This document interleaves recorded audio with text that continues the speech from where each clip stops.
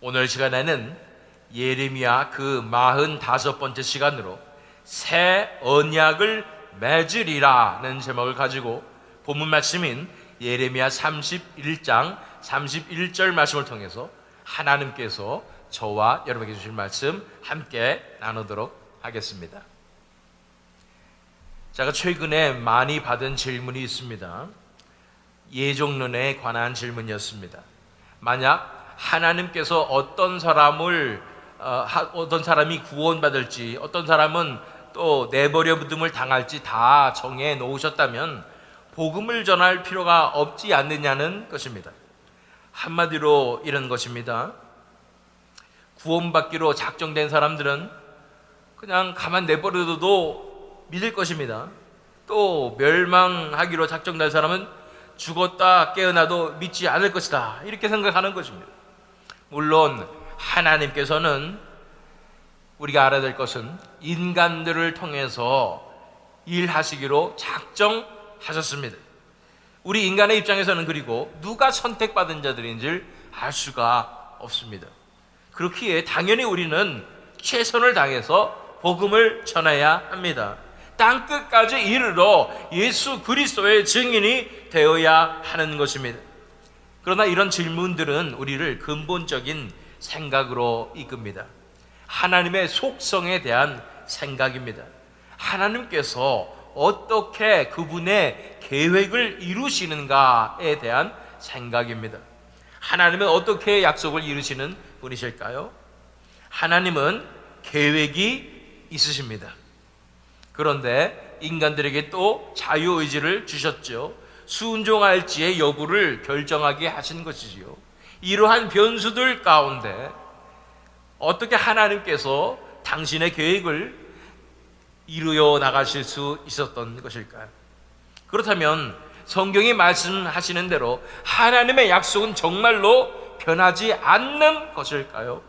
하나님은 약속을 어떤 방식으로 지켜내시는 것일까요?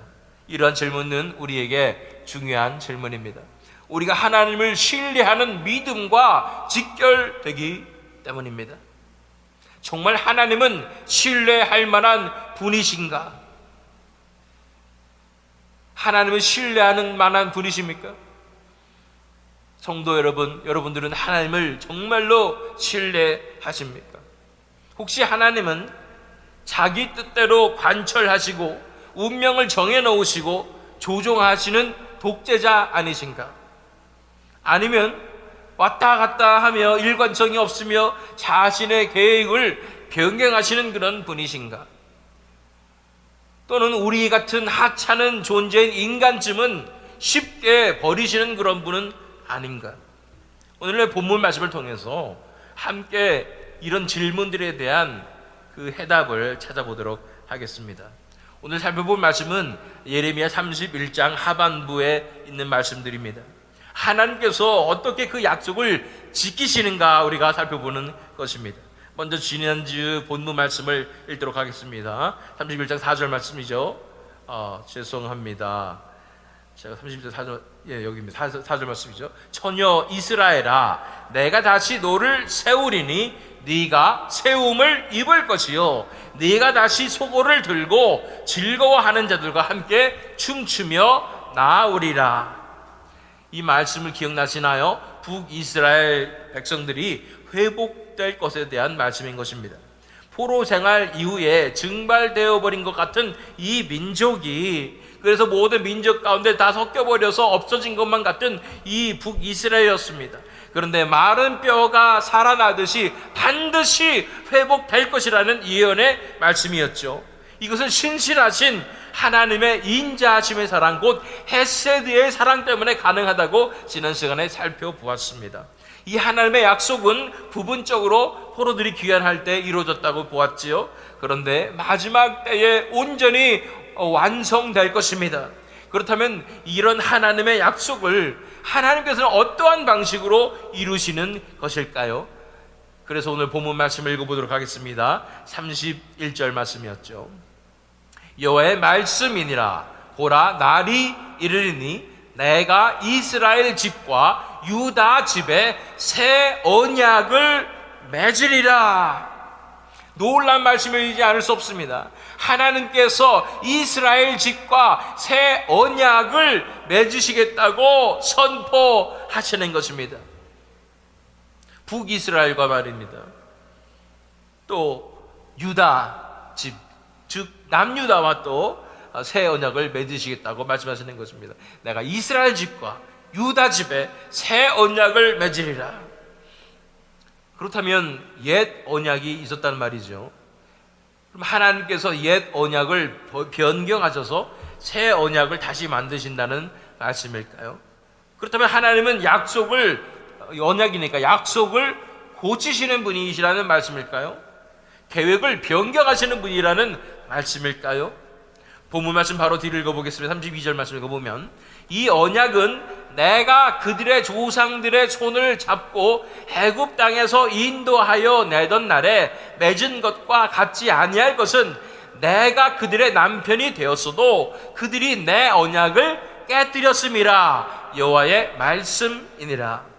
여기에 옛 언약이 등장하는데, 이 옛 언약은 애굽 땅에서 인도하여 내던 날에 맺은 언약이다 라고 말씀하는 것입니다. 이 언약은 한마디로 말하면 하나님께서 모세를 통해서 맺으신 율법의 언약인 것입니다. 이스라엘 백성들과 맺었던 시내산의 언약을 말하는 것입니다. 이 율법의 언약을 이스라엘 백성들이 순종하지 못했다고 말씀하십니다. 깨뜨렸다는 것입니다. 그렇기에 하나님께서 새로운 언약을 주신다는 말씀이 됩니다.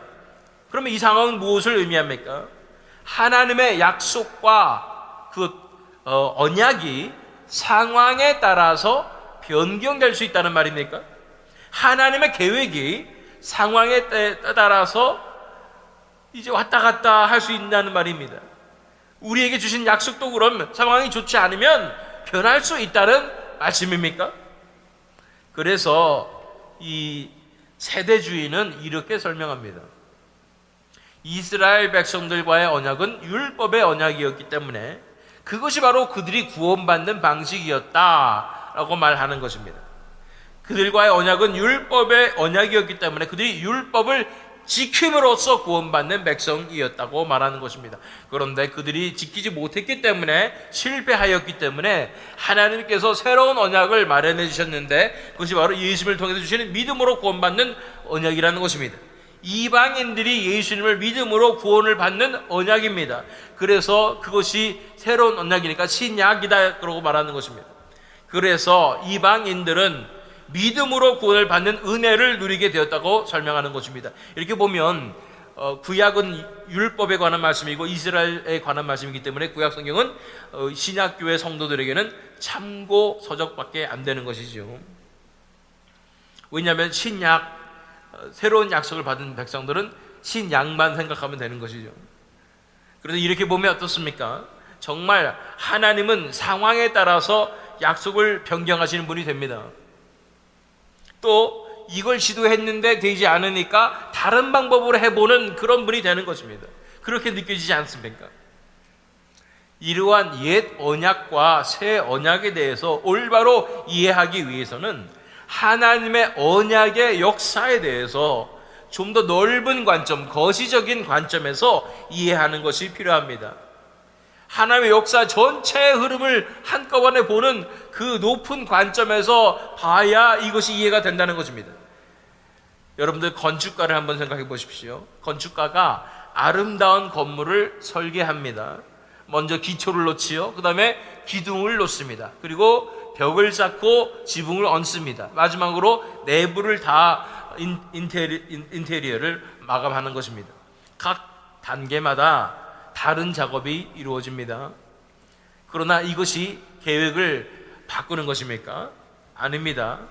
처음부터 하나의 청사진에 따라서, 이 설계도에 따라서 철저하게 진행되는 것입니다. 하나님의 구속사도 이와 같습니다.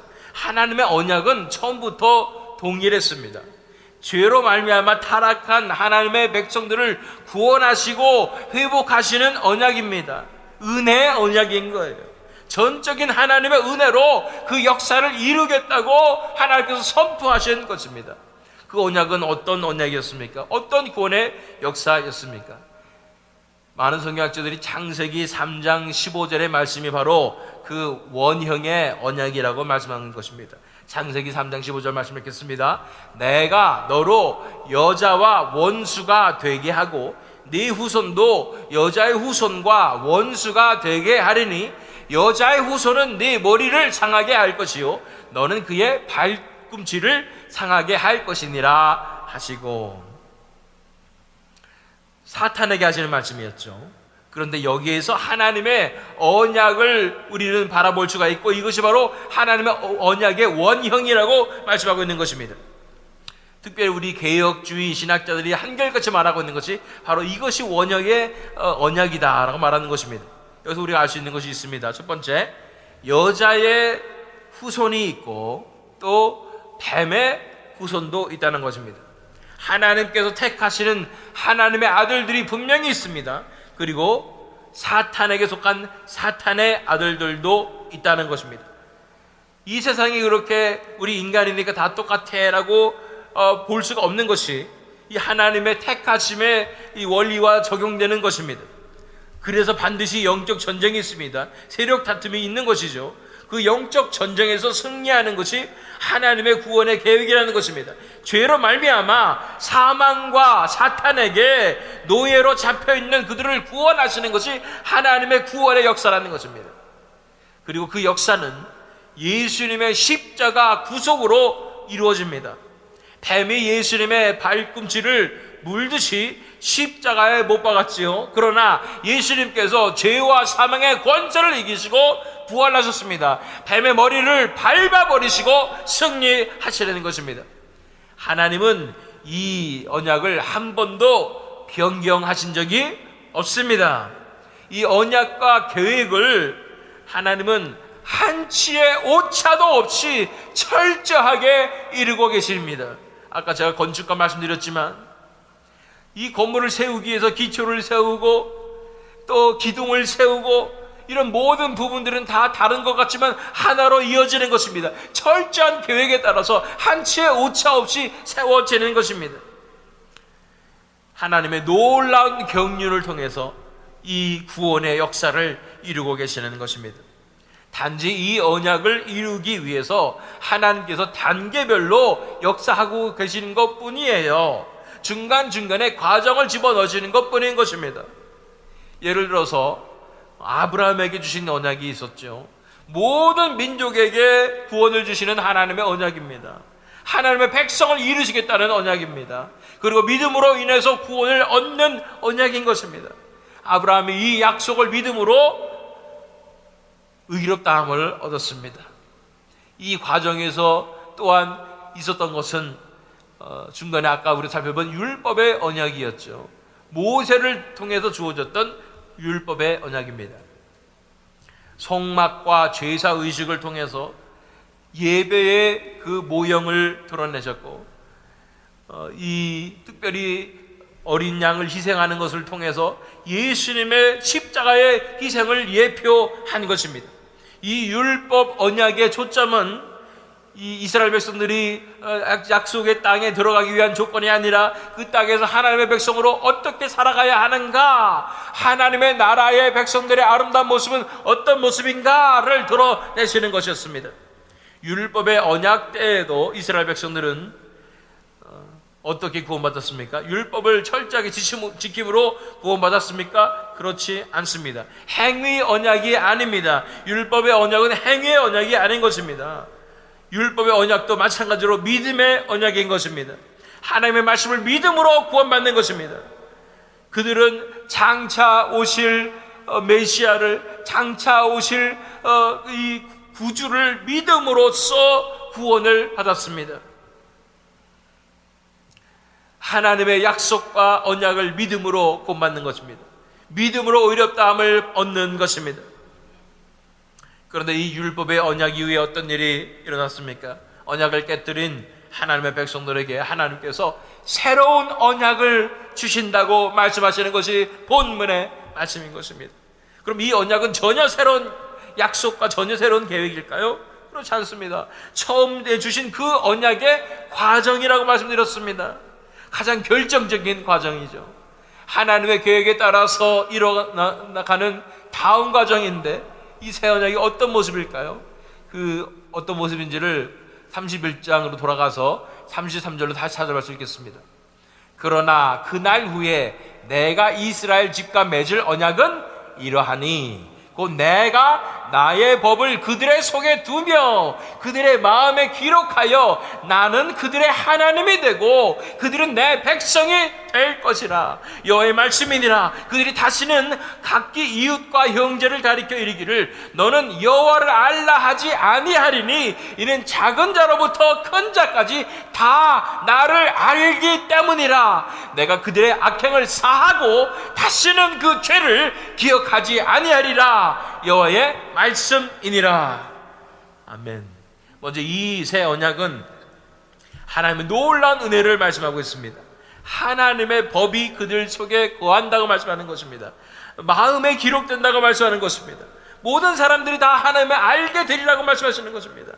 뿐 아니라 죄악을 사하겠다고 말씀하여 주시는 것입니다. 기억하지 않으시라고 말씀하여 주시는 것입니다. 그런데 여기서 우리는 질문해야 됩니다. 옛 언약은 왜 이런 것을 이룰 수 없었습니까? 율법은 왜 사람의 마음을 변화시킬 수 없었습니까? 율법은 외부에서 주어진 계명이었죠. 돌판에 새겨진 것이 율법이었습니다. 사람의 마음과는 마음의 밖에 있었던 것, 외부에 있었던 것이라는 얘기예요. 율법은 죄가 무엇인지 알려줬습니다. 그러나 죄를 이길 능력은 주지 못했습니다. 율법은 거울과 같았습니다. 우리의 더러운 얼굴을 보여준 것뿐이에요. 그러나 씻어줄 수는 없었습니다. 율법은 우리의 병을 진단했습니다. 그러나 치료해 줄 수는 없었습니다. 그렇다면 새 언약은 어떻게 이것을 이룹니까? 이 새 언약이 어떠한 모습으로 이루어졌습니까? 하나님의 독생자 예수 그리스도께서 이 땅에 오셨습니다. 그분은 율법을 완전하게 순종하셨습니다. 우리가 하지 못한 모든 순종을 다 이루셨습니다. 그리고 십자가에서 우리의 죄값을 대신 치르셨습니다. 우리가 받아야 할 모든 형벌을 다 대신 받아주셨습니다. 십자가는 단순히 우리에게 본을 보여주신 것이 아니었습니다. 십자가는 실제로 죄의 값을 치르신 것입니다. 하나님의 공의를 만족시키신 것입니다. 율법이 요구하는 모든 사항을 다 지키시고 완성하신 것입니다. 그리고 사흘 만에 부활하셨습니다. 부활은 무엇을 의미합니까? 하나님께서 예수 그리스도의 희생을 받으셨다는 증거입니다. 죄와 사망의 권세가 완전히 깨어졌다는 선포입니다. 새 생명이 시작되었다는 선언입니다. 이것이 옛 언약과 새 언약의 결정적인 차이죠. 십자가와 부활로 말미암아 하나님의 백성들의 죄악이 완전히 사함을 얻었습니다. 더 이상 정죄함이 없습니다. 하나님과의 관계가 회복됩니다. 그리고 가장 결정적으로 성령을 부어주셨습니다. 이것이 새 언약의 핵심인 것입니다. 이 새 언약은 삼위일체 하나님께서 하나 되셔서 이뤄내신 놀라운 사건입니다. 아버지의 경륜과 계획에 따라서 이 결정적인 이 새 언약을 주십니다. 아들 성자 하나님 예수님은 순종함으로 하늘 영광 다 버리시고 이 땅에 내려오셔서 십자가에서 못 박혀 돌아가심으로 놀라운 십자가의 구속을 완성하시는 것입니다.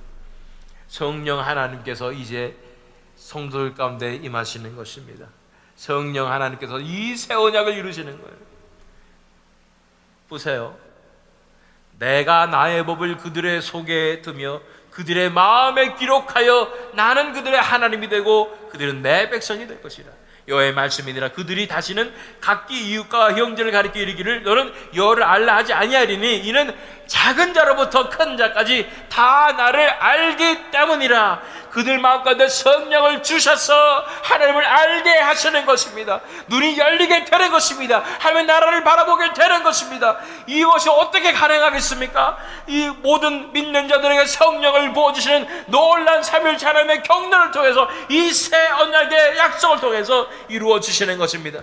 이렇게 삼위일체 하나님께서 다 발 걷어붙이고 발 벗고 나셔서 이루신 것이 바로 새 언약의 놀라운 구원의 약속인 것입니다. 성령님께서 우리 안에 거하십니다. 우리 안에 새 마음을 주십니다. 돌같이 굳은 마음을 제거하시고 살아있는 부드러운 마음을 주십니다. 이제 하나님의 법이 우리 마음에 기록됩니다. 외부의 강요가 아닌 내부의 소원이 됩니다. 우리 마음에서부터 소원으로 우리가 나오게 되는 거예요. 하나님을 사랑하는 마음이 생기는 것입니다. 하나님의 뜻을 행하고 싶은 마음이 생기는 것입니다. 이것이 지금 우리가 경험하는 새 언약의 현실입니다. 예수님께서 처음 오실 때 초림하심으로 이 새 언약이 시작되었습니다.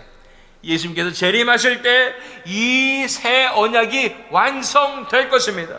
이 새 언약은 하나님의 은혜의 언약의 완성으로 주신 과정입니다. 에덴 동산부터 시작되었던 그 언약입니다. 아브라함을 거치고 모세를 거치고 다윗을 거쳐서 예수님을 위하여 완성되어서 이제 마지막 때 예수님이 다시 오심으로 말미암아 온전히 영광 가운데 드러나게 될 것입니다. 이 새 언약은 그래서 하나님의 변덕을 드러내는 것이 아닙니다. 하나님이 바뀌시는 것을 드러내는 것이 아닙니다. 오히려 하나님의 일관되심을 드러내는 것입니다. 변함없으심을 드러내는 것입니다. 하나님의 놀라운 인자와 사랑을 드러내시는 것입니다. 놀랍고도 치밀한 구원의 계획을 나타내는 것입니다. 그래서 우리는 믿을 수 있습니다. 그분을 신뢰할 수 있습니다. 우리 인생을 통째로 내어드릴 수 있는 분이십니다. 그것을 드러내시는 것이에요. 그러면서 하나님께서 말씀하십니다. 이 새 언약이 반드시 이루어질 것에 대해서 35절과 36절을 설명하십니다. 여호와께서 이와 같이 말씀하셨느니라. 그는 해를 낮의 빛으로 주셨고 달과 별들을 밤의 빛으로 정하였고 바다를 뒤흔들어 그 파도로 소리치게 하나니 그의 이름은 만군의 여호와니라. 이 법도가 내 앞에서 피할진대 이스라엘 자손도 내 앞에서 끊어져 영원히 나라가 되지 못하리라. 여호와의 말씀이니라. 무슨 말씀이에요? 천지를 만드신 하나님을 보라는 거예요. 지금까지 신실하게 온 땅을 다스리시는 하나님을 보라는 것입니다. 이 신실하심을 바라보라는 거예요. 여러분 생각해 보십시오. 해가 동쪽에서 뜨지 않은 날이 있었습니까? 달이 밤하늘에 나타나지 않은 때가 있었습니까? 밀물과 썰물이 멈춘 적이 있었습니까? 사계절이 돌아오지 않은 해가 있었습니까? 한 번도 없었습니다. 수천 년 수만 년 동안 한 번도 없었습니다. 왜 그렇습니까? 하나님께서 창조하실 때 정하신 법도가 있기 때문입니다. 그 법도는 한치의 오차도 없이 지켜지고 있습니다. 이것이 하나님의 신실하심입니다. 하나님께서 이 창조의 질서로 무엇을 말씀하십니까? 하나님의 언약이 이와 같다는 것입니다. 나의 언약은 이와 같으니라. 내가 세운 약속은 반드시 이루어지느니라 말씀하시는 거예요. 해가 뜨지 않은 날이 올 수 있습니까? 달이 사라질 수 있습니까? 바다의 법칙이 무너질 수 있습니까? 이것이 가능하지 않는 것처럼 하나님의 언약도 무너지지 않습니다. 그 약속을 반드시 이루실 하나님을 신뢰하라고 말씀하시는 것입니다.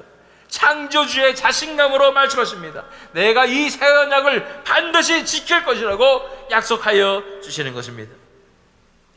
처음부터 시작된 이 은혜의 언약을 반드시 완성하실 것입니다. 그렇게 말씀하십니다. 이 완성의 보증은 무엇입니까? 바로 십자가와 부활이라는 거예요. 이미 독생자 보내셨어요. 이미 십자가에서 죄값을 치르셨습니다. 이미 부활로 승리를 선포하셨습니다. 이것이 하나님께서 약속을 지키신다는 확실한 증거입니다. 성도 여러분, 하나님은 어제나 오늘이나 변함없으신 동일하신 분이십니다. 그래서 우리가 그분을 전적으로 신뢰할 수 있습니다. 그분을 신뢰해야 합니다. 처음부터 그분은 동일하셨고 이 구원의 경륜과 계획을, 이 새 언약을 이루시기 위해서 지금까지 완벽하게 치밀하게 준비하셔서 여기까지 오신 분이십니다.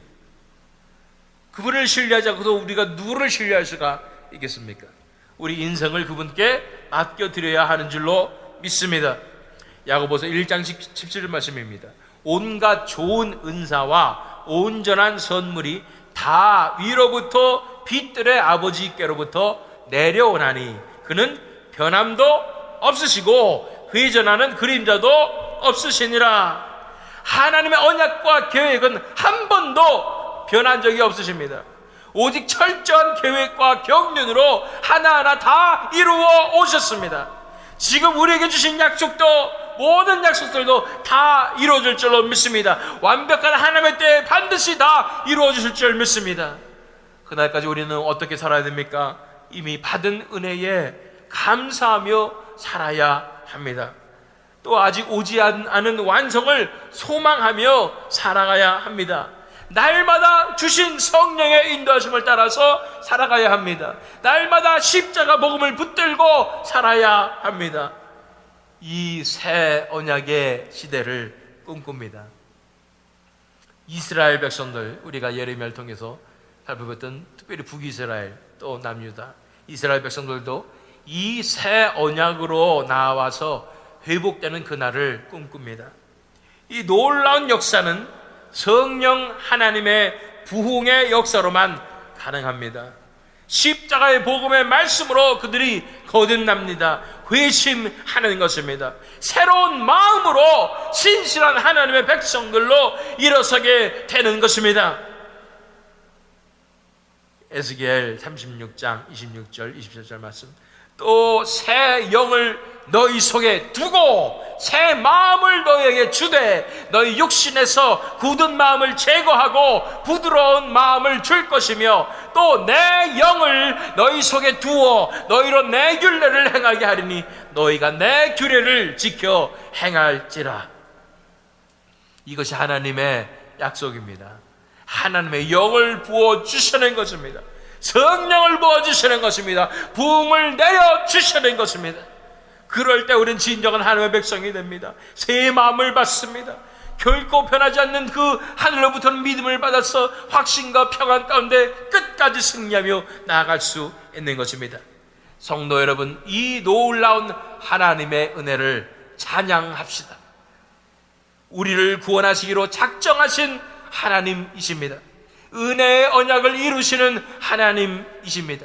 그래서 독생자 예수 그리스도를 보내셨습니다. 십자가에서 우리의 모든 죄값을 다 치르셨고 부활로 사망의 권세를 깨뜨리셨습니다. 그분은 승천하셔서 지금도 우리를 위하여 중보하고 계십니다. 성령을 부어주셨습니다. 우리의 마음을 새롭게 하시고 진정한 하나님의 백성으로 살아갈 능력을 부어주셨습니다. 그분을 찬양합시다. 그리고 이 마지막 시대의 십자가 복음 부흥의 역사를 위해 간구합시다. 성령의 놀라운 역사가 아니고는 그들에게 새 마음이 어떻게 임할 수가 있겠습니까? 하나님을 찾을 수도 없습니다. 이 어둡고 강팍한 이 시대 가운데 성령을 부어 주시옵소서. 십자가 복음으로 무너지고 하나님 앞에 나오는 역사를 시작하여 주시옵소서. 그리고 우리 안에 이루실 하나님의 약속을 이제 신뢰합시다. 그분께 우리 인생을 송두리째 다 내어드립시다. 하나님은 변함없으셨습니다. 하나님은 동일하셨어요. 지금도 완벽하게 치밀하게 모든 계획을 다 이루고 계신 것뿐입니다. 우리 자신을 돌아보지 맙시다. 우리 자신의 모습을 보며 일희일비하지 맙시다. 하나님의 역사를 바라봅시다. 창세부터 지금까지 이어진 일관된 하나님의 놀라운 신실하신 역사를 바라봅시다. 그리고 그분께 온전히 내어드립시다. 우리의 모든 인생의 모든 것들을 다 내려놓고 하나님 앞에 송두리째 내어 던집시다. 영원토록 변함없으신 그분께서 반드시 역사하여 주실 줄 믿습니다. 이미 십자가로 증명하신 그 사랑을 붙잡으십시오. 아직 완성되지 않았지만 반드시 완성하실 그 약속을 소망하십시오. 전적으로 하나님을 신뢰함으로 믿음의 발걸음을 내디디십시오. 기도하겠습니다.